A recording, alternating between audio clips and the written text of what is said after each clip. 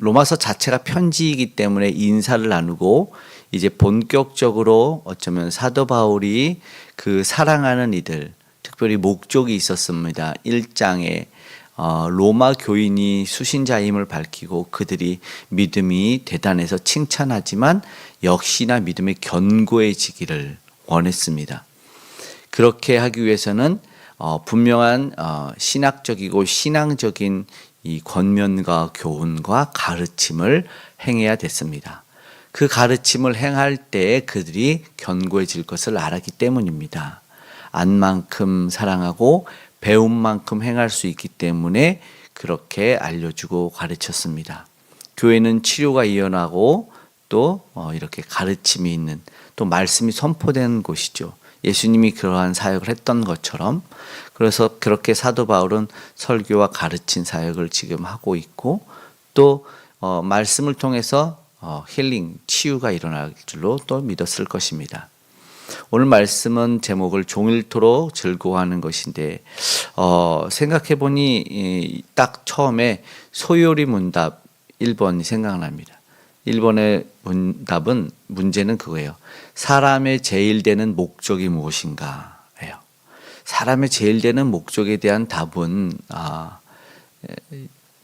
어쩌면 오늘 본문에 대한 이야기라고 생각을 했는데 너무나 당연한 겁니다. 그 답은 하나님을 영화롭게 하고 또 그와 같이 영원토록 그를 즐거워하는 것이다 라고 말하는 것이 답입니다.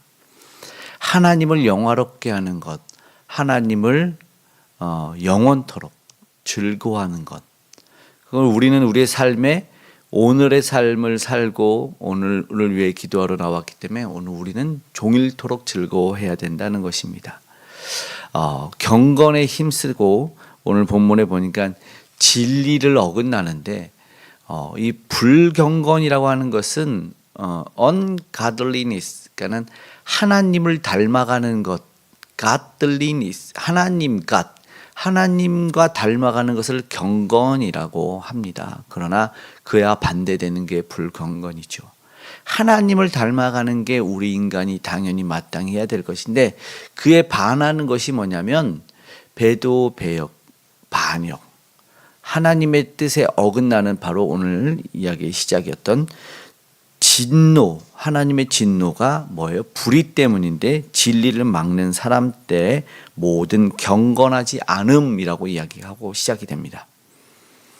로마서 1장은 무슨 이야기냐라고 했을 때 단순하게 요약을 할 때 이방인의 죄 이렇게 얘기합니다. 2장은 유대인의 죄, 3장은 온 인류의 죄, 그러니까 인간의 죄 이야기하고, 죄를 말하는 이유는 우리를 낱낱이 살펴보는 것이기도 하지만 우리에게 반드시 필요한 하나님, 예수 그리스도의 필요성에 대한 결론으로 도달하게 되거든요. 그에 대한 이제 변증적인 이야기가 되는 것입니다. 이방인들이 왜 죄를 범했고 왜 죄인이냐에 대한 설명문과 같습니다. 인간의 가장 기본되는 목적을 해가지 않았기 때문이라는 것입니다. 종일토록 영원토록 그를 즐거워해야 되는데 그러지 않았다는 것이죠. 하나님과 닮아가지 않은 그 단절, ungodly, 하나님과의 단절은 당연히 고통을 야기할 수밖에 없습니다. 하나님을 부인하는 사람들에게 당연히 허락했던 모든 빛을 가려버릴 수가 있는 것입니다. 결국 하나님 부인, 이 자체가 무엇이냐면, 그러니까는 소유리 문답의 1번에 대한 이해는 창조주 하나님을 인정하느냐예요. 나는 피조물임을 인정하느냐죠. 그러니까는 소유리 문답의 가장 인간의 첫째 되는 제일 되는 목적에 대한 이해를 못하는 것은 내가 창조주를 모르는 것이고 내가 피조물임을 인식하지 못하는 것에서 비롯됩니다. 이제 그에 대한 인식의 출발, 하나님을 하나님으로 모시고 나는 하나님의 피조된 피조물로 생각하고 인식하고 자각해서 살아가는 것이 기본이라는 것이죠. 하나님을 하나님으로 모시지 않아서 당연한 하나님의 진노가 쏟아지는 것이다. 오늘 그 이야기를 해서 풀어가고 있는 것이죠. 경건하지 않은, 하나님을 닮아가지 않은, 그거는 반드시 진노가 올 것이다. 오늘 18절에 사실은 그렇게 이야기를 합니다. 그 진노에 대해서는 막을 방법이 없습니다. 당연한 것이죠. 뭐 교회 다니는 사람들은 뭐 다르다. 우리가 생각할 때 그러면 이제 우리 경건 생활 하니까 뭐 다르겠지 하는데 뭐 그러면 그 기준에 대해서 그러면 경건한 생활이 무엇이냐? 교회 다니는 생활, 복 받는 생활이 무엇이냐? 그냥 세상 사람들은 그냥 모르면 뭐 술, 담배 안 하는 거다. 이렇게 그칠 수가 있는데 그렇지 않아요. 요즘은 워낙에 건강 생각하시는 분들이 많아서 술, 담배 안 하고 더 착하게 열심히 사는 분들도 많아요. 그것이 기준이 아니잖아요. 차라리 그의 마음과 생각과 행동에서 나타나는 것이죠. 그러니까는 차라리 술, 담배를 하고 남 욕 안 하는 게 낫죠. 차라리 마음과 생각을 더 바르게 갖는 게 낫다라는 것이죠. 형식적인 것에 그치는 것이 아니라 참된 경건과 이 바른 신앙생활이 무엇인가를 우리가 살펴봐야 된다는 것이죠. 형식적으로 주의를 지키고 외식적으로 예배 자리에 앉아 있는 모습은 당연히 우리는 하나님에게 은혜 못 받을 것으로 생각을 해야 된다는 것입니다. 교회에서는요 무엇보다 중심 하나님을 기준으로 하기 때문에 하나님이 어떤 사람에게 은혜 주시고 복 주실지를 당연히 생각해야 됩니다. 내 마음과 내 삶은 불의와 다툼이 있고 원망과 불신이 있는데 거기에는 당연히 하나님이 임재하지 못하는 것이죠. 결국에는 뭐요? 진노하신다는 것입니다. 하나님은 진노. 19절에서 20절에 뭘 합니까? 하나님은 분명히 그들에게 보였는데 그들은 이제 핑계하지 못할 것이다. 20절에. 그들은 하나님이 영원토록 그것을 보여주고 알려주었는데 이제는 부인할 수 없다. 결국은 하나님에게 가끔 우리는 책임을 돌려요. 자녀들이 뭐 부모님에게 나를 왜 이렇게 낳았냐, 나에게 뭐 해준 게 뭐 있냐, 이 청소년들이 이제 철없이 얘기하는 것처럼 철없는 이 하나님의 자녀들도 동일하게 하나님에게 원망을 돌려요. 하나님이 이렇게 하지 않았냐? 그렇지 않았다는 것이죠. 오늘 말씀은 하나님 모든 것 다 보여주고 알려줬는데 너희들의 잘못이다라는 것을 이야기하는 것입니다. 우리 인간의 잘못입니다. 그래서 어떻게 해야 되는지 21절부터 23절인데요. 함께 본문을 읽어보겠습니다. 시작. 하나님을 알되 하나님을 영화롭게도 아니하며 감사지도 아니하고 오히려 그 생각이 허망하여지며 미련한 마음이 어두워졌나니 스스로 지혜 있다 하나 어리석게 되어 썩어지지 아니하는 하나님의 영광을 썩어질 사람과 새와 짐승과 기어다니는 동물 모양의 우상으로 바꾸었느니라. 아멘. 충분히 설명이 되고 이해가 되지요. 다 보여줘서 하나님에게 영광을 돌려야 되는 너는 피조물임에도 불구하고 그 창조주 하나님에게 영광을 돌리지 않았기 때문에가 이유입니다. 피조물이 피조물다운 삶을 살지 않았다라는 것. 그러니까 그들이 무언가를 섬기고 경배해야 되는데 그것이 무엇이었냐면 23절에 우상이었다라는, 썩어질 것을 경배하고 예배드렸다라는 것이요. 하나님이 속상하죠. 속상해. 그럼 오늘 우리가 간절하게 오늘 말씀을 통해서 우리를 점검하고 바로잡고 기도하기를 원하는 것은 하나님께 나 참되게 예배하는 사람이 되기를 원합니다 라고 기도하고 나아가야 된다는 것입니다. 참되게 예배하는 것은요, 워십인 최고의 가치를 하나님께 드리는 거예요. 그럼 오늘 내가 참된 예배자인가를 점검해야 됩니다. 내가 하나님께 마음을 드리고 몸을 드리고 시간을 드리고 물질을 드리는데 그 드리는 것에 진심과 정성이 담겨 있지 않고 시간 되면 예배 드리고 시간 되면 내가 헌신 봉사하고 남는 돈 하나님께 헌금하는 것이 아니라 가장 귀한 것을 먼저 드리는 거예요. 새벽 기도가 귀한 것 중에 하나는 하루의 첫 시간을 하나님께 드리기 때문이라는 이유도 있습니다. 그리고 우리가 가장 먼저 물질도 하나님의 것을 떼어놓는 것이죠. 이것은 신앙의 고백이지 우리가 무엇을 통해서 내가 헌신하고 하나님께 물질 드림이 남아서 아니면 어떤 것이 이것이 무슨 뭐 마중물이다 뭐 이런 말도 하지만 내가 주면 뭐 이렇게 또 다시 뭐 10배로 100배로 튀어나오겠지 하는 조건적인 것이 아닙니다. 그리 아니하실지라도 내가 하나님께 드리고 헌신하고 봉사하는 그 마음, 그 정성, 그 가치, 워십을 받으신다. 결국 하나님을 참되게 예배해야 되는데 우상을 섬기는 이유가 무엇입니까? 내가 이것을 주면 너는 나한테 이걸 줘라, 복을 줘라, 지켜줘라, 번창하게 해라. 이런 것이 우리 인간들의 모습이잖아요. 그러니까 뭐 TV 매스컴에서도 자꾸 그런 것만 나오죠. 주술적인 것들 아니면 어떤 그런 사람들한테 자신의 미래를 점치고 예견해 달라고 얘기하고 있어요. 많은 복비라는 것을 드리면서. 그런데 하나님은 그렇지 않습니다. 하나님은 그 모든 것 가운데 하나님을 영화롭게 하는 그 참된 사람을 찾고 있다라는 것이죠. 그것이 가장 중요하죠. 결국은 바꿔버리잖아요. 인간, 우리가 요즘에 소위 말하는 이단들의 이유가 거기 있잖아요. 하나님의 자리를 자신들이 꿰차요. 내가 구원해 줄 수 있고 내가 너에게 기도하면 너가 복 받을 수 있어. 너 나한테 잘해. 이게 인간 교주와 이단들이 만들어지는데, 비단 우리가 잘 아는 그 알려진 이단들 뿐만 아니라 아직 우리의 교회들 가운데도 그런 모습들이 있잖아요. 내가 누군데, 내가 널 위해서 기도해 주는데, 이런 모습들이 한국교회 목회자들이나 어떤 신앙의 어떤 지도자들에게 많이 나타납니다. 아니다 하면서 내가 언제 우상 숭배하느냐 하지만 그들의 마음 속에는, 그들의 삶 속에는 이러한 모습이 나타난다는 것입니다. 행여나 오늘 우리는 하나님의 자리를 차지하는 일이 없기를 간절히 소망합니다. 24절에 그러므로라고 이야기를 시작하면서 어떤 이야기를 이어가는지, 정욕대로 너희들이 산다.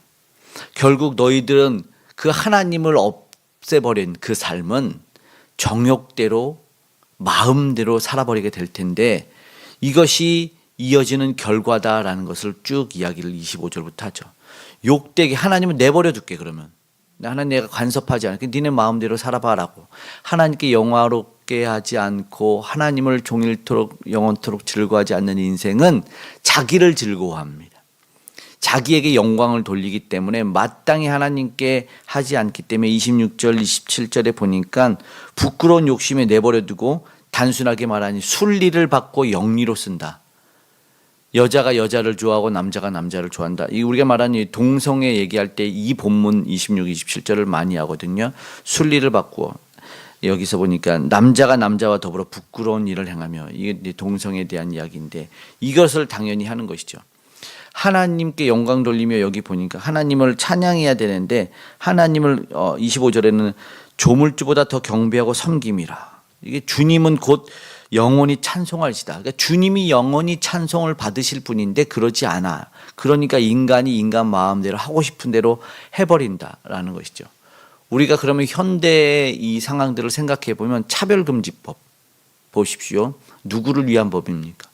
그러니까 창조주가 당연히 사라진 법이니까 어떻게 하면 인간들에게 인기를 얻을까라는 정치계의 영향력도 있겠지만 저 사람들도 소중한 사람인데라고 하다 보니까 역차별이 일어납니다. 소수 인권 존중하다고 보면 무엇이 문제냐면 그 사람을 소중히 안 여기는 것이 아니라 결국은 소수의 잘못된 사람이 보호받아야 돼요. 그러면 소수의 성폭력 범죄자도 보호받아야 돼요. 그의 성향이 달라. 이게 동성애만이 아니에요. 이런 얘기가 어린 여자만, 그러니까 미성년자를 봐야만 사랑을 느낀다. 소수자 아니에요. 보호해서 법으로 보호해줘요. 이게 여기 천안 여기 시청에서는 피켓 들고 시위하고 있습니다. 패대기법이랍니다. 패대기법. 없어져야 될 법. 요거는 우리가 뭐 꼭 굳이 이 이야기를 하지 않아도 분명하게 본문에서는 뭐 그런 정치에 뛰어들어서 우리가 뭐 이렇게 하는 것이 아니라 우리는 기본적인 그 이야기를 오늘 우리는 받아들여야 된다는 것입니다. 그렇게 되지 않을 때 딱 걸리는 거예요. 여기서도 영리로 쓰자. 내 마음대로 쓰겠다는 거예요. 영리로 써버리는 것이죠. 여기에서 이야기하는 것이죠. 그 영혼은 불쌍하잖아요. 그런데 그 영혼 불쌍하다고 해서 뭐 마음대로 해봐 그러면 주변은 더 고통스러워져요. 그걸 알아야죠. 더 큰 문제가 야기될 것인데 질서를 어긋나요. 창조 질서를 어긋나기 때문에 그것을 바로 바꾸자는 것이잖아요. 그들이 어떤 마음이냐 28절에 말합니다. 28절에 그들이 마음에 하나님 두기를 싫어하며, 인간의 제일 되는 목적을 어긋나는 것이 하나님을 두지 않는 거예요. 창조주가 자기가 되기 때문에. 하나님이 없으니까 마음대로 가는 거죠. 마음대로 살겠다는 거예요. 조금 더 이야기하면 지금요 미국에요 어린아이들 병원이 유명하고 큰 병원들이 있는데 거기서 어떠한 수술이 많이 유행이 되냐면 유아 성전환 수술. 기가 막힌 일이죠.